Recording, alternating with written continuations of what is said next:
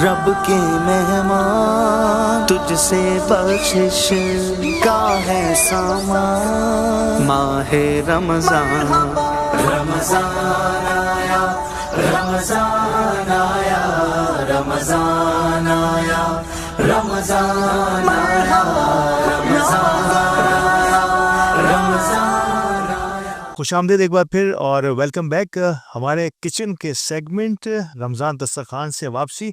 और किस्म किस्म के खाने आप रोज़ाना देख रहे हैं और हमें उससे पसंद भी कर रहे हैं, तो ये हमारी शेफ़्स की एक कामयाबी है। और हम पूरी कोशिश करेंगे कि इस पूरे रमज़ान में किसी न किसी अंदाज़ में, जिस अंदाज़ की गुफ्तगू मेहमानों से करते हैं, इसी अंदाज़ के बहुत लज़ीज़ खाने भी आप सब तक, आपके घरों की ज़ीनत बनते रहें। नाज़रीन किराम, अब मौका है और वक्त है मेहमान से मुलाकात का। रहमत है मेहमान के सेगमेंट में आज हमने जिस शख्सियत को दावत दी है वो किसी तारुफ के मोहताज नहीं, इंतहाई सोशल एक्टिविस्ट भी हैं और सोशल ज़िंदगी गुजारी है इन्होंने। और अब भी अल्हम्दुलिल्लाह कई मकामात पर आपको वो गाहे बगाहे नज़र आएंगे, हर बड़ी महफिल की जान समझे जाते हैं। ख़ास तौर पर अगर आप मेमन कम्युनिटी की बात करें तो मेमन कम्युनिटी को हमेशा से उन्होंने फ़ौक़ियत दी है, अव्वलियत दी है। और मेमन कम्युनिटी के हर प्रोग्राम को पूरी कोशिश करते हैं कि ना सिर्फ खुद शरीक होते हैं बल्कि अपनी कंपनी के ज़रिए भी उसका किसी न किसी अंदाज़ में हिस्सा बनते हैं। ग्रुप एग्जीक्यूटिव डायरेक्टर हैं dream world resort and hotels के और वाइस चेयरमैन हैं पाकिस्तान के मेमन लीडरशिप फोरम के, एक बड़ा प्लेटफॉर्म, इंटरनेशनल प्लेटफॉर्म पूरी मेमन कम्युनिटी का। इसके अलावा कई छोटी बड़ी ऑर्गेनाइजेशंस में किसी न किसी अंदाज में अपना वक्त सर्व करते हैं। और आज हमारे साथ मौजूद हैं मोहतरम अब्दुल जब्बार राठौर साहब। अस्सलाम वालेकुम जब्बार भाई। वालेकुम सलाम। बहुत शुक्रिया जब्बार भाई, आज के इस रमज़ान के इस पर्टिकुलर सेक्शन में असर और मगरिब के दरमियान देखने तौर पर बड़ा मुश्किल होता है किसी कहीं भी वक्त देना, माँ सिवाय ये कि बंदा घर जाकर थोड़ी देर रेस्ट करे, उसके बाद इफ्तार करे। आज हमारे साथ मौजूद हैं, आपका बहुत बहुत शुक्रिया। थैंक यू, आप लोगों को भी बहुत बहुत शुक्रिया माशाल्लाह के अली गोडल के चैनल ने और आपने माशाल्लाह बुलाया। और आप लोगों के चैनल का माशाल्लाह मैं समझता हूँ कि इस वक्त मेमन कम्युनिटी का चैनल अली गोडल का चैनल नंबर 1 पे जा रहा है माशाल्लाह। जज़ाकल्लाह, बहुत बहुत शुक्रिया। और हमारे आज के दूसरे मेहमान सना खां तो खैर वो ऐद है ही और बहुत अच्छे मिदत रसूल में हमेशा आगे आगे रहते हैं, लेकिन हमारे बहुत अच्छे दोस्त भी हैं, मेरे तो मेंटोर भी हैं और प्रोग्राम होस्ट भी करते रहे हैं हमारे इसी मेमन टीवी में। और जहाँ जहाँ भी इनकी ज़रूरत हमें महसूस होती है, हमेशा पहली कदम पर हमारे साथ होते हैं और आज भी हमारे साथ हैं। ये हमारे लिए इंतहाई खुशबख्ती की बात है कि आज हमारे साथ अनीस सवा लाखाना भाई मौजूद है। अस्सलाम वालेकुम सर। वालेकुम सलाम। अनिल भाई, बहुत बहुत शुक्रिया। आज की इस महफिल में दो कदावर शख्सियात एक साथ मौजूद हैं हमारे साथ, दो सरप्रस्त साहिबान एक साथ मौजूद हैं। यहाँ आपने थोड़ी सी मिस्टेक ये की है कि आपने दो गदावर कहा, तो अगर मुझे शामिल किया तो कर ले तो अच्छी बात है, क्योंकि दो गदावर तो आप दोनों ही हैं, तो आपने मुझे भी शामिल करना चाहिए था। असल बात तो ये है, यहाँ असल इंसान का कद जो है शायद उसके इंचेस से नहीं, मैं कहूँगा उसके मर्तबे से। और हनीफ भाई, यही इनकी वजह संजी है, यही इनकी हमेशा से डाउन टू अर्थ शख्सियत के मालिक हैं। हनीफ भाई, आज अदा हो जाए कोई मुंतखब कलाम से चंद अशार। शायद थोड़ी सी पाक पढ़े, अल्लाहुम्मा सल्ली अला। अल्लाहुम्मा। खुदा का जिक्र करे, जिक्रे मुस्तफ़ा ना करे, खुदा का जिक्र करे, जिक्रे मुस्तफ़ा ना करे, खुदा का जिक्र करे, जिक्रे मुस्तफ़ा ना करे, हमारे मुँह में हो ऐसी ज़ुबान, खुदा ना करे, हमारे मुँह में हो ऐसे ज़ुबान, खुदा ना करे। दरे रसूल पे ऐसा कभी नहीं देखा, दरे रसूल पे ऐसा कभी नहीं देखा। कोई सवाल करे और वो अता ना करे, कोई सवाल करे और वो अता ना करे। काबिल तवज्जो शेर है। कहा खुदा ने शफाअत की बात महशर में,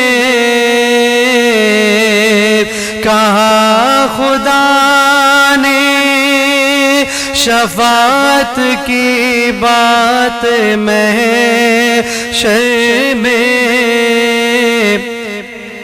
पहल हबीब करे कोई दूसरा ना करे, पहल हबीब करे कोई दूसरा ना करे। आखिरी शेर हदीस शरीफ का मफ़हूम है। हुज़ूर नबी करीम सल्लल्लाहु अलैहि वसल्लम ने फरमाया कि अगर किसी से हो सके कि वो मदीने में मरे तो उसे चाहिए कि वो मदीने में मरे, कि जो मदीने में मरेगा हुज़ूर फरमाते हैं कि मैं रोज़े महशर उसकी शफ़ाअत करूँगा। तो अल्लाह ताला हमें ईमान की हालत में वहाँ पे मौत नसीब फरमाए। फरमाते हैं मदीने जाके निकलना ना शहर से बाहर, मदीने जाके निकलना ना शहर से बाहर, खुदा ना खास्ता ये जिंदगी वफा ना करे, खुदा का जिक्र करे जिक्र मुस्तफ़ा ना करे, हमारे मुँह में हो ऐसी ज़ुबान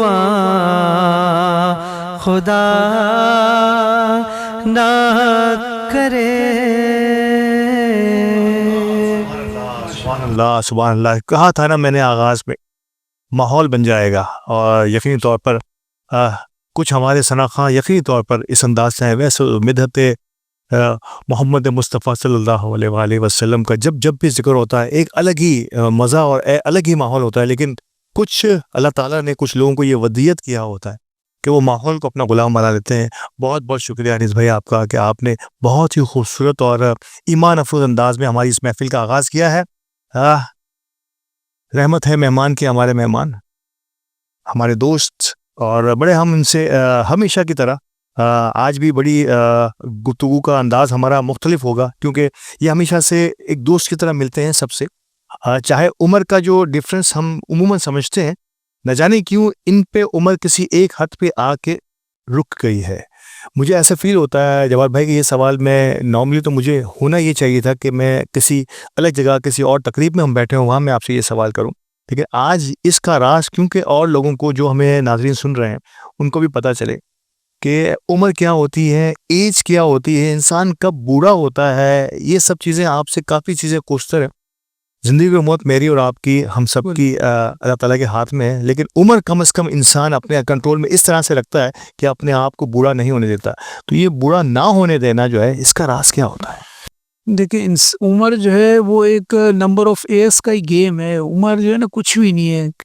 आप अगर देखें ना तो कुछ लोग ऐसे होते हैं जो 20 साल का भी होगा तो वो सुस्त हो जाएगा, किसी काम का नहीं रहेगा, तो उसकी बुढ़ापा उसमें जल्दी आ जाता है। अब इंसान अगर 50 साल का हो, 60 साल का हो, 70 साल का हो, अगर वो एक्टिव रहता है ना तो फिर वो ज़िंदगी पर बूढ़ा नहीं होता। चाहे वो सोशल काम में एक्टिव रहे, चाहे अपने बिजनेस में एक्टिव रहे, चाहे नमाजों में एक्टिव रहे, किसी भी तरीके में। आप देखें जो पानी ठहरा हुआ होता है ना उसी में बदबू होती है, उसी में कीचड़ होती है। सही।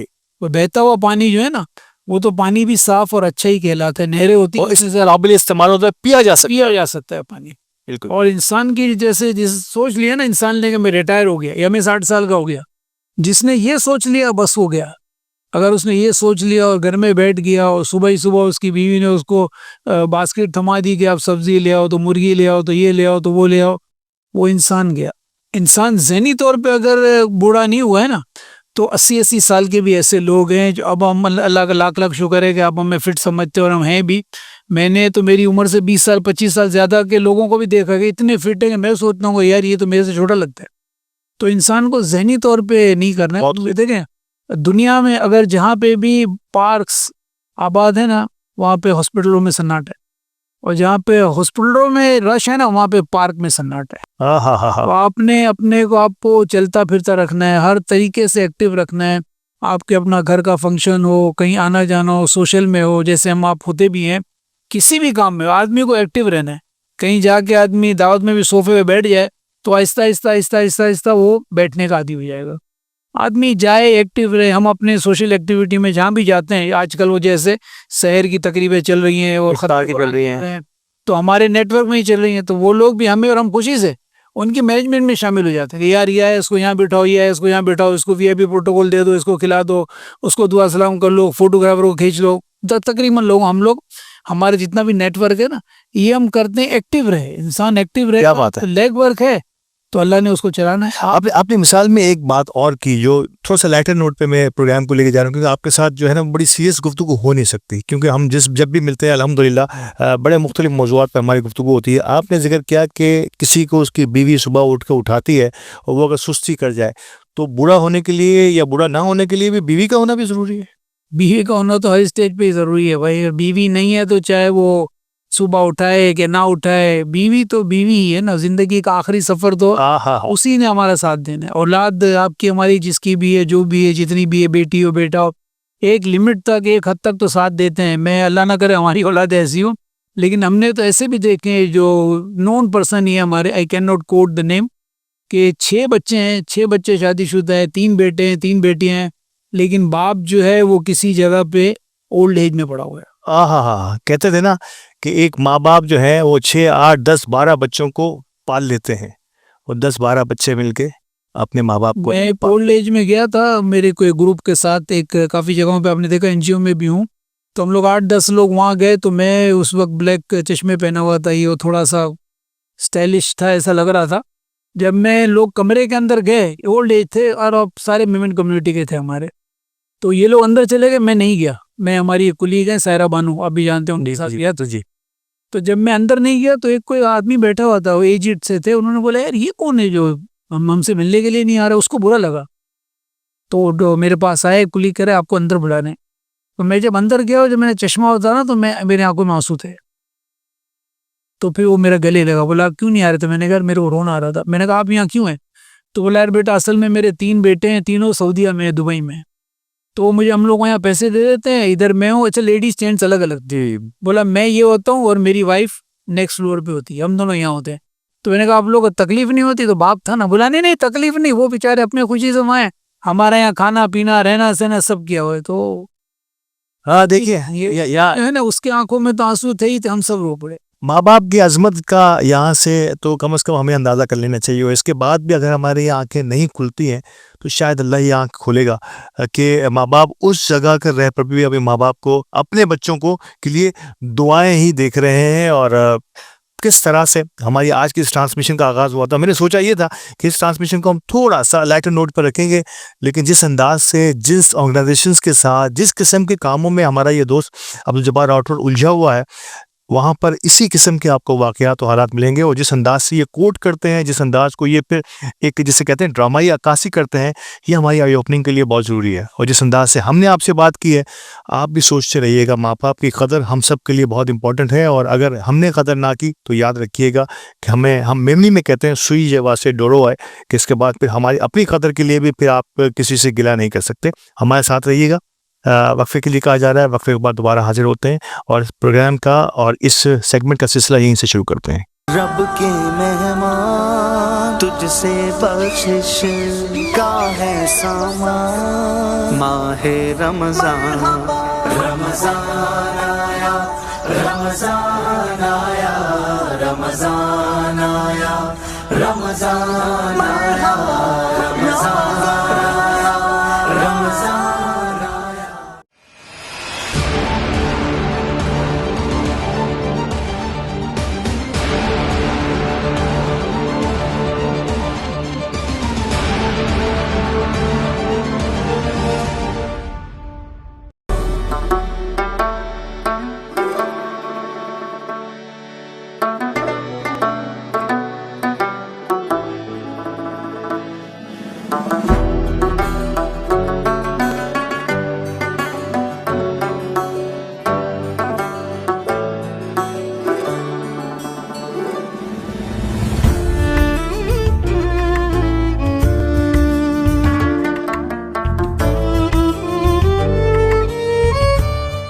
With a 33-year legacy in the market, Nara Group has evolved into a powerhouse of luxury development, strategic investment, marketing, and bespoke design solution. Established as Nara Builders and Developers in reality, the company evolved to meet the demands of a dynamic market by launching investment, marketing, and design studio division. Today, Nara Group continues to shape the future, delivering unparalleled value to clients and setting new benchmarks in the industry as a whole. Contact us today for your dream houses and strategically planned investment.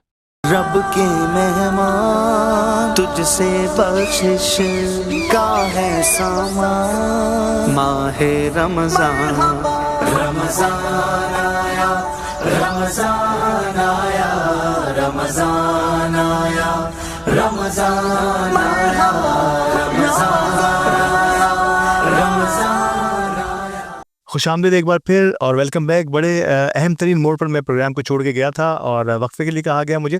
Sir यहीं से आगाज़ करूँगा, माँ बाप की अज़मत से ही शुरू करते हैं। देखिए, माँ बाप की अज़मत तो ज़ाहिर है उसकी कोई उसका नेमुल बदल है ही नहीं, जो माँ ने बाप ने हमारे लिए किया।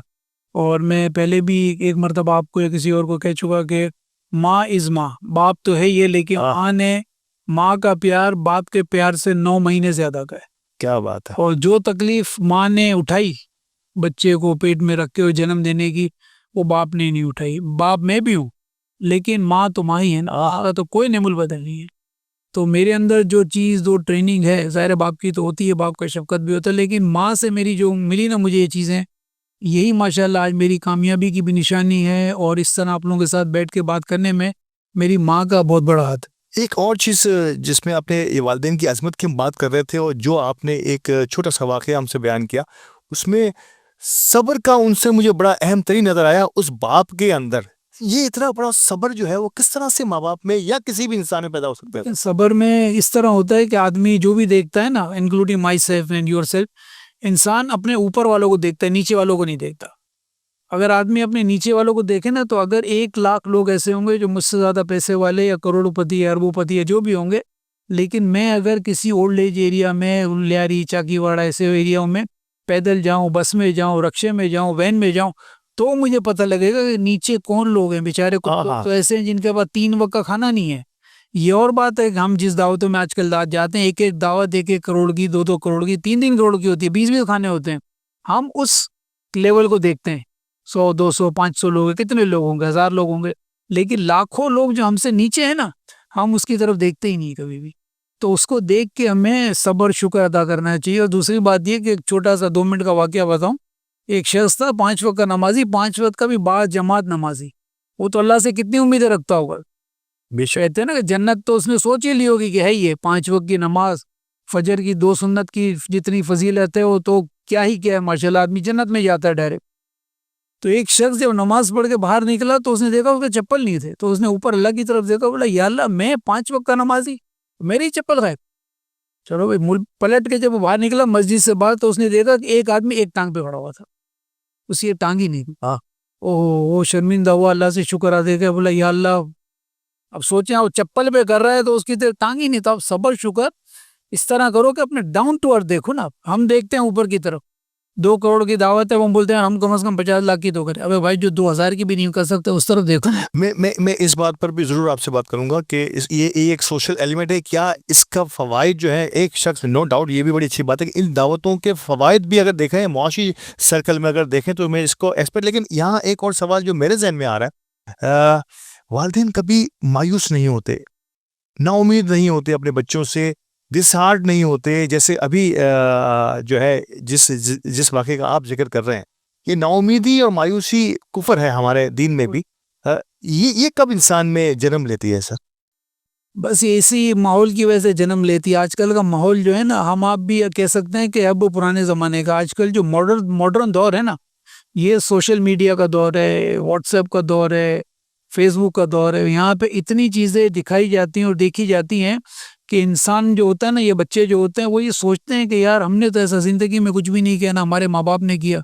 अगर हमारे पास एक गाड़ी है तो जहाँ आजकल जो नज़र आता है मॉडर्न दौर में, हर एक बच्चे के पास एक गाड़ी होती है, बंगले होते हैं, ये चीज़ें होती हैं। ये चीज़ें जो मीडिया जो है ना, ये जहाँ अच्छा है ना, मीडिया में बुराई अच्छाई से बहुत ज़्यादा है। तो मीडिया की तरफ से बच्चों को हटाएं, बच्चों को दूसरी एक्टिविटीज़ में लगाएं। जैसे हमारे आपकी दौर में बार बार जिक्र ऐसा करता हूँ, एक उम्र के एक हिस्से में तो पहुँच ही गए ना। सही। उस वक्त इत्तेफाक होता था, इत्तेहाद होता था, लोग यूं बैठते थे घर। हाँ। अब जब से मोबाइल आए लोग यूं हो गए। अब घर में 10 लोग हैं तो 10 के पास मोबाइल है, किसी के पास तो 2 भी मोबाइल है। पहले तो एक टीवी होता था या किसी एक बिल्डिंग के एक घर में टीवी होता था, लोग जुड़ के बैठते थे।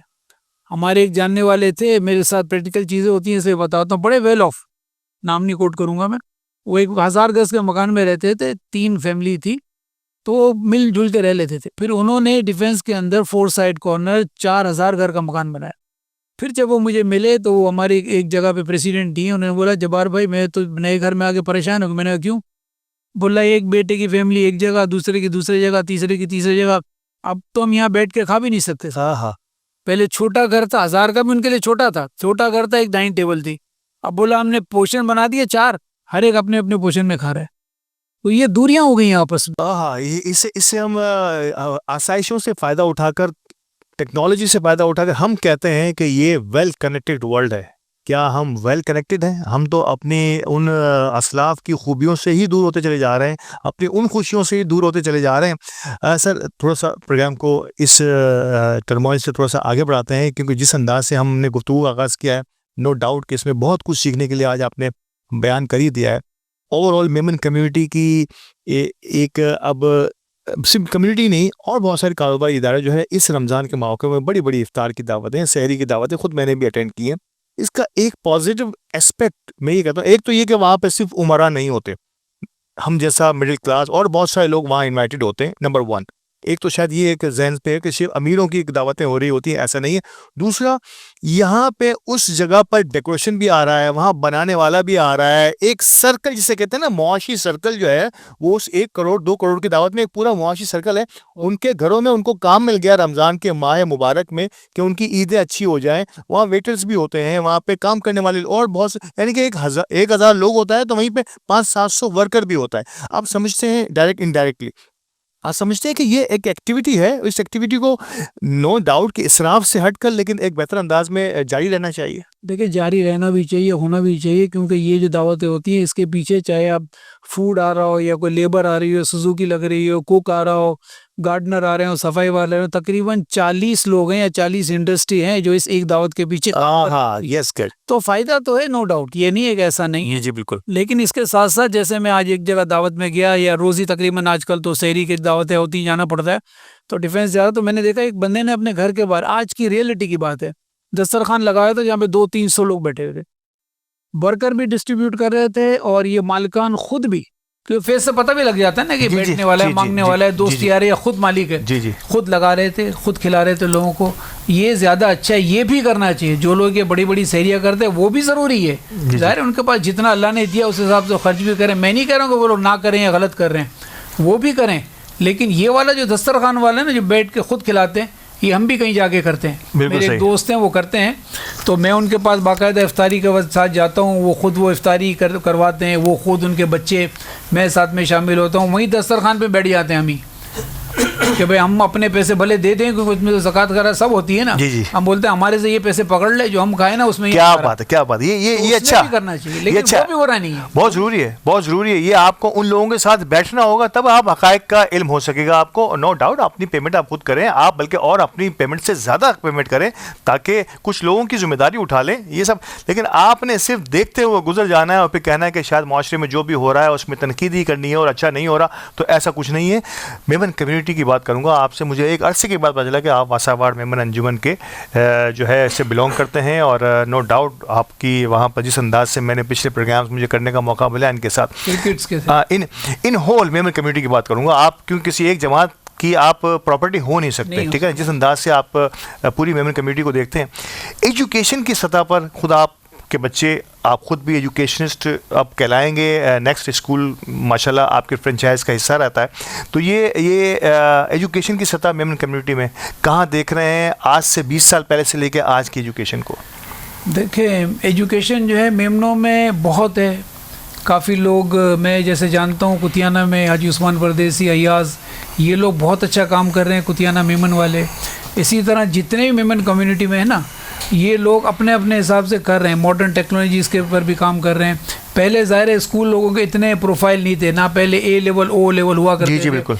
अब ये सारे हो गए। जैसे हमने भी माशाल्लाह 3 स्कूल जो खोले, मेरा बेटा रन कर रहा है नेक्स्ट के कैंपस। तो एजुकेशन में हो तो रही है, तरक्की भी हो रही है, काम भी हो रहा है, मेमस भी इस तरह बहुत आ रहे हैं, बाहर भी पढ़ने के लिए जा रहे हैं। अब चूँकि ये AI सिस्टम और कंप्यूटर और सब साइबर सिक्योरिटी, IT में जो जिद्दत आई है, जितनी भी चीज़ें ना, बहुत इम्प्रूवमेंट तो हो रहा है। और आगे जाके तो पता नहीं जो चीज़ें नज़र आ रही हैं, तो अब तो जैसे आप गाड़ियों को देखें तो बगैर ड्राइवर की गाड़ी आ गई है। तो अब पता नहीं बगैर पढ़े भी कोई चीज़ ऐसी आ जाएगी कि यार आपने पढ़ा नहीं, आप ये क्वालिफाई कर गई, ये फलानी चीज़ कर लो। तो इसमें तरक्की है, मेमन इसमें बहुत काम कर रहे हैं। साथ साथ मैं आपको बताता जाऊँ कि जिस तरह एजुकेशन में हमारे, और मैं 1-2 नाम और लेना चाहूँगा, आई कैंप में जो हमारे रहीम जानू साहब माशाल्लाह पूरे वर्ल्ड वाइड में काम कर रहे हैं। अब वो एजुकेशन सिस्टम पे भी इन्होंने सोचा हुआ है कि इस पर भी काम करेंगे। मैं इसके साथ साथ कंज्यूमर एसोसिएशन में कौकब इकबाल साहब है हमारे, उनके साथ काम कर रहा हूँ। वो भी कंज्यूमर राइट्स पे काम कर रहे हैं। उन्होंने भी एजुकेशन का एक जिक्र किया है कि हमें भी एजुकेशन पे काम करना है। इसी तरह रोटरी में रिजवान आदिया, ये माशाल्लाह डिस्ट्रिक्ट गवर्नर है, ये भी एजुकेशन की तरफ और रिहेबिलेशन की तरफ ये भी काम करने की कोई विलिंग रखते हैं। उन्होंने भी एक टीम बनाई है। तो माशाल्लाह ऐसे लोग जो वेल ऑफ है ना मेमन कम्युनिटी, ये सारे मैं मेमनों की बात कर रहा हूँ, तो उसमें इनकी तरफ इनका लोगों का है भी, इनके बच्चे भी इसी तरह काम करें। जैसे मैंने बच्चों को शहरियार को एजुकेशन में लगाया है, तो इन लोगों ने भी अपने यंग जनरेशन को, यंग बच्चों को, किसी ने बेटी को, बेटे को, दामाद को इस काम में लगाया। तो माशाल्लाह इसमें स्कोप तो बहुत है। मेमन लीडरशिप फोरम का जिक्र ना करूं तो यकीन तौर पर ये नाइंसाफ़ी रहेगी। वाइस चेयरमैन है पाकिस्तान चैप्टर के, बड़ा काम कर रही है। लोगों को ज़्यादा अरसा नहीं हुआ इस ऑर्गेनाइजेशन को लेकर अपना दुनिया भर में अपना मकाम बनाया है। मेमन लीडरशिप कॉन्फ्रेंस इसकी ज़िंदा मिसाल है, जो इंटरनेशनल कॉन्फ्रेंस थी। कंट्रीज़ में हम लोग इस वक्त माशाल्लाह मेमन लीडरशिप फोरम मौजूद है। 60 कंट्रीज। सर लीडरशिप कॉन्फ्रेंस जो हुई उसमें यकीन तौर पर फोकस किया गया, हमारे और भी मेहमान मेमन लीडरशिप फोरम से वाबस्ता लोग यहाँ आते रहे। B2B का बड़ा अहम तरीन फ़ायदा रहा और टेक्नोलॉजी ट्रांसफ़र, ये चीज़ें बड़ी इंपॉर्टेंट है कि दुनिया भर के मेमन एक दूसरे की ट्रेड से वाबस्ता हो जाए, एक दूसरे को माली फ़ायदा ट्रेड की सूरत में पहुंचा सके। B2B का कॉन्सेप्ट, ये इसको कैसे देखा आपने इस एग्जीबिशन में? ये हमारी जो 3 साल पहले जो कॉन्फ्रेंस हुई थी, जो रहीम जानू साहब की लीडरशिप में, स्टिल ग्लोबल प्रेसिडेंट है, और अख्तर आरफा साहब चेयरमैन पाकिस्तान है, और हमजा ताबानी है सीनियर वाइस चेयरमैन है। B2B का बहुत फ़ायदा हुआ, और वो 5 दिन की जो कॉन्फ्रेंस थी हमारी, जिसमें 3 दिन बड़े होटल्स में और अच्छी कॉन्फ्रेंस हुई थी, उसका रिज़ल्ट जो निकला माशाल्लाह, आज तक ये ट्रेड मिलियंस नहीं बिलियंस में गई है B2B वाली। और अब दोबारा भी इंशाल्लाह नियर फ्यूचर में विदिन 6 मंथ सऊदी या दुबई या किसी और कंट्री में होने जा रही है। और उसमें जितना फ़ायदा, ये पहले तो B2B लोग समझते भी नहीं थे, हम सब, अब तो B2B और B2C और ये सब चीज़ें आ गई हैं। तो मेमन लीडरशिप की उस कॉन्फ्रेंस से B2B में वो फ़ायदा हुआ है जो कि इंसान की सोच से ज़्यादा था माशाल्लाह। क्या बात। एंड सलूट टू रहीम जानू साहब माशाल्लाह। सर अब फाइनली नेक्स्ट स्कूल का जिक्र भी हो गया, आपकी अपनी ऑर्गेनाइजेशन का जिक्र भी हो गया, थोड़ा सा जिक्र हो जाए। अभी आपने एक और नया स्टार्टअप लिया है स्पोर्ट्स के हवाले से। आपकी वैसी सेहत का राज ही यही है कि आप अपने स्पोर्ट्स से स्पोर्ट्स लवर्स रहे हैं, ये इसके बारे में अगर थोड़ा सा इस स्टार्टअप के बारे में कुछ बात हो जाए। इसमें ऐसा हुआ है कि मेरा बेटा जो है शहरियार माशाल्लाह 3 कैंपस वो चला रहा है। 1-2 और काम भी कॉफ़ी से रिलेटेड भी शुरू कर रहा है। नेक्स्ट में हम आपको बाबू ही बताएंगे एजुकेशन की तरफ इसका माइंड है माशाल्लाह, पढ़ा लिखा भी है। इसकी जी, वाइफ जी। लारेब, वो भी उसमें कॉलेज में साथ ही थे। मेरी बेटी भी मार्केटिंग का ऑनलाइन काम इन्हीं के साथ करती है। उसको कुछ आइडियाज़ मिले स्कूल के ऊपर कि वो करना चाहिए, तो वो उसने कर लिया। फिर इसको स्पोर्ट्स की तरफ इसका जहन आया कि पैडल जो है ना आजकल बहुत अच्छा चल रहा है। जी जी। अच्छा, ये भी चाय की होटल इधर उधर यहाँ बैठता था, तो मैं जाता था कभी कभी, छापा नहीं मारता बाप जी, जाके जी, कि यार सिगरेट तो नहीं पी रहा, कुछ तो नहीं कह रहा। तो मुझे किसी ने कहा कि यार इससे अच्छा है कि आप लोग पैडल खोल लो। शहरियार से जिक्र ने कहा किया, तो शहरियार ने कहा पापा यही मेरे जहन में था कि हम पैडल खोलते हैं। तो माशाल्लाह शार फैसल पे ये चैम्पियंस के नाम से खोला पार्टनरशिप के साथ। तो इसका माशाल्लाह रिज़ल्ट ऐसा है कि अब मैं अपने घर के नीचे जहाँ चाय के होटल पे बैठता था, अब मैं खुद अपनी टीम और नेटवर्क के साथ उसी पैडल पे बैठता हूँ। शार फैसल पे अपोजिट हैबिट है। जी जी। शहरियार अपने दोस्तों के साथ वहीं बैठने लगा, मैं भी वहीं था। और माशाल्लाह हमारे बड़े मेमन कम्युनिटी के अल्ताफ़ ताई जो हैं वो अपनी फैमिली समेत आए हुए थे। काफ़ी लोग आते हैं। MLF की भी पूरी इवेंट आ चुकी है। मेमन प्रोफेशनल फोरम में मैं हूँ, उन लोगों ने भी कोई 100 लोग थे, टूर्नामेंट कराया था। तो उससे क्या है कि हेल्दी एक्टिविटी हो गई। पैडल खेलने से माशाल्लाह मैं तो आधा घंटा भी नहीं खेल सकता, लोग 2-2 घंटा खेलते हैं। क्या बात है। तो उसमें एक फ़िज़िकल एक्टिविटी मिलती है। चाय के होटल से लोग उठ के उस तरफ आ गए, स्पोर्ट्स की तरफ। अब तो 20-30 और खुले हुए हैं। जी जी। और लोग बैठते थे, ताश खेलते थे, लूडो खेलते थे, ओपन क्रिकेट खेलते थे। उन लोगों ने वो चीज़ छोड़ के पैडल पे आना शुरू किया। बहुत ही हेल्दी एक्टिविटी। अब मैं जब भी जाता हूँ, स्पेशली सैटरडे संडे शाम के वक्त, तो फैमिलीज़ आई होती हैं। मैं अभी आपके पास आने से पहले वहीं पे था तकरीबन 1-1.5 घंटे। तो मियाँ बीवी आते हैं, भाई बहन आते हैं, फ्रेंड सर्कल आते हैं। तो बहुत ही अच्छा फैमिली इन्वायरमेंट होता है। और एक फ़िज़िकल एक्टिविटी है, हेल्दी एक्टिविटी है, तो माशाल्लाह बहुत अच्छा काम है। ज़हनी और जिस्मानी नशोनुमा के लिए बहुत ज़रूरी है कि आप किसी न किसी स्पोर्ट्स का हिस्सा बने, ख़ास तौर पे इस अंदाज की स्पोर्ट्स जिसका जिक्र हुआ, पैडल और बहुत सारी ऐसी स्पोर्ट्स हैं। आउटडोर स्पोर्ट्स में जाइए, अपने बच्चों को भी लेके जाइए, ताकि एक हेल्दी इन्वायरमेंट बने और आपके जिस्म के साथ साथ आपका जहन भी सही तरह से जो है ना वो नशोनुमा हो सके। Finally sir, the Memon TV की जर्नी आपके से ढकी छुपी नहीं है। आप हमेशा हमारी सरपरस्ती फरमाते रहे हैं और आगे भी हमें उम्मीद है कि इसी अंदाज से आपका और हमारा सिलसिला रहेगा। अली गोडिल एक चलता पुर्जा, आप देखते हैं, 1 मैन आर्मी, और हमारा ये द मेमन टीवी। क्या कहेंगे अपने अल्फाज में? देखिए माशाल्लाह अली गोडिल का और मेरा साथ बहुत पुराना, 12-15 साल पुराने से हम दो दोस्त। कोई 6-8 साल पहले मैं हर दफ़ा हर इंटरव्यू में जिक्र करता हूँ कि एक छोटे से मोबाइल पे जब अली गोडिल हम लोग साथ होते थे, तो उस पर उसको शौक़ होता था, जुनून की हद तक था। तो उसमें वो बनाता था, वीडियो बनाता था, चलाता था। मेरे को बोलता है जब्बार भाई आप दुआ करो कि मैं कोई चैनल खोल लूँ। क्या बात है। आज माशाल्लाह, और वो कबूलियत का वक्त था। मैंने बोला अली इंशाल्लाह अल्लाह ने चाहा तो तुम्हारा चैनल भी खुलेगा और लोग भी आएंगे। और मैं समझता हूँ मेमन कम्युनिटी का या अदर्स जो सैटेलाइट के अलावा चैनल्स हैं, अली गोडिल का चैनल माशाल्लाह, ये आपका ही चैनल इस वक्त नंबर 1 पे जा रहा है। दी मेमन टीवी का कंपटीटर कोई भी नहीं है। और वो वक्त दूर नहीं है इंशाल्लाह कि एक सैटेलाइट चैनल भी अली गोडिल ने ही बनाना है और वो भी टॉप पे जाएगा, क्योंकि इसने जिस तरह इतना मिलनसार है कि जिस तरह इसने ग्रुप को पूरे को अपने साथ चलाया हुआ है, स्पेशली मेमन कम्युनिटी। और अदर देन मेमन भी हैं, लेकिन मेमन कम्युनिटी में हमारे यहाँ सेठ बोलते हैं ना, आपके हमारे यहाँ सारे सेठ माशाल्लाह इसके साथ हैं। अल्हम्दुलिल्लाह। इसने सिर्फ अपनी तैयारी पूरी करके, बल्कि मैं समझता हूँ हो भी गई होगी, हो रही होगी, इसको गोएट देना है कि अली स्टार्ट। तो इंशाल्लाह इसका सैटेलाइट चैनल आएगा भी और अल्लाह ने चाहा तो टॉप पे जाएगा। क्या बात है। और नो डाउट सैटेलाइट चैनल के लिए हमारी अपनी तैयारी मुकम्मल है, बस हम उस गो हेड का इंतज़ार कर रहे हैं। और बहुत जल्द इंशाल्लाह आप सुनेंगे कि मेमन कम्युनिटी का अपना एक सैटेलाइट चैनल होगा जो पूरी दुनिया की मेमन बरादरी की कारकर्दगी और काविशों को ना सिर्फ आगे बढ़ाएगा, लेकिन आगे आने वाले दिनों में हमें कम्युनिटी के लिए क्या करना है ये भी हमें बताएगा। नाज़रीन कराम, बहुत शुक्रिया आपका। नाज़रीन कराम, प्रोग्राम का वक्त अपने इख्तिताम को पहुँचा है, क्योंकि घड़ी की सुइयों के साथ ही हम भी बंधे हुए होते हैं। मुझे कहा जा रहा है कि प्रोग्राम को रैप करना है, लेकिन हो सकता है, कैसे हो सकता है हम इस प्रोग्राम का इख्तिताम जो है एक खूबसूरत कलाम के साथ ना कराएं। तो मैं एक बार फिर अनीस सवाल खाना से गुजारिश करूँगा कि सर एक खूबसूरत और मुंतखब कलाम के चंद अशार हो जाएं। आपने बहुत अच्छा जुमला अदा किया कि आपने कहा कलाम, क्योंकि पहले मैंने एक नात के अशार सोचे हुए थे, नात तो हम पहले पढ़ चुके, लेकिन जिस तरह ये गुफ्तगू फरमा रहे थे कि ओल्ड एज होम की बात कर रहे थे, तो माँ को याद कर रहे थे, तो वालिद के मोहतरम को याद कर रहे थे, तो मैं सोच रहा हूँ कि 4 ही शेर हैं इसके। तो मैं आपको एक माँ जो सारी ज़िंदगी अपने बच्चों के लिए वक्फ़ कर देती है और फिर आखिर में उसको बहुत सुकून मिलता है, लेकिन वो होता है कब्र, वो मकाम होता है कब्र का। तो अब ये सुनिएगा, 4 ही शेर हैं, लेकिन तवज्जो से सुनिएगा। मौत की आगोश आगोश में जब थक के सो जाती है माँ, मौत की आगोश में जब थक के सो जाती है माँ, तब कहीं थोड़ा सा जाकर के सुकून पाती है माँ,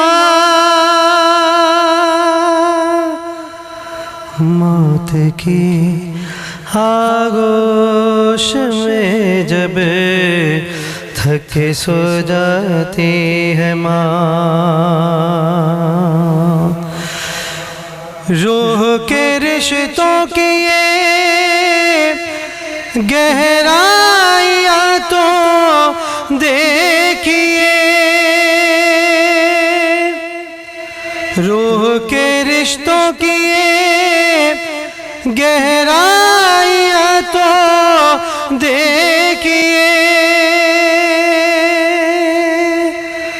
चोट लगती है हमारे और चिल्लाती है माँ, चोट लगती है हमारे और चिल्लाती है माँ, चाहे हम खुशियों में माँ को भूल जाए दोस्तों, चाहे हम खुशियों में माँ को भूल जाए दोस्तों, जब मुसीबत सर पे आती है तो याद आती है माँ, जब मुसीबत सर पे आती है तो याद आती है माँ। आखिरी शेर है, और जैसे इन्होंने जिक्र किया ओल्ड एज आम, तो अगर आप यतीम खाने में चले जाएं तो एक माँ जब मर जाती है 100 माएँ खड़ी हो जाती हैं, वो बच्चा उसकी कमी महसूस करता है। ये अब्दुल जब्बार भाई भी जाते होंगे, दूसरे भी यतीम खाने में तोहफे भी ईद के मौके पे जाते होंगे। लेकिन मैं कहता हूँ कि ज़िंदगी का अगर देखना है कि क्या है हकीकत, तो फिर यतीम खाने में जाएं जहाँ 10 माएँ खड़ी होती हैं, एक माँ की कमी पूरी नहीं कर सकती। आखिरी शेर है, सुनिएगा क्या फरमाते हैं। प्यार कहते हैं किसे ममता क्या चीज़ है, प्यार कहते हैं किसे ममता क्या चीज़ है, कोई उन बच्चों से पूछे जिनकी मर जाती है माँ, कोई उन लोगों से पूछे जिनकी मर जाती है माँ, मौत की आगोश में जब थक के सो जाती है माँ, तब कहीं थोड़ा सा जाकर के सुकून पाती है माँ, मौत की आगोश में जब थक के सो जाती है माँ।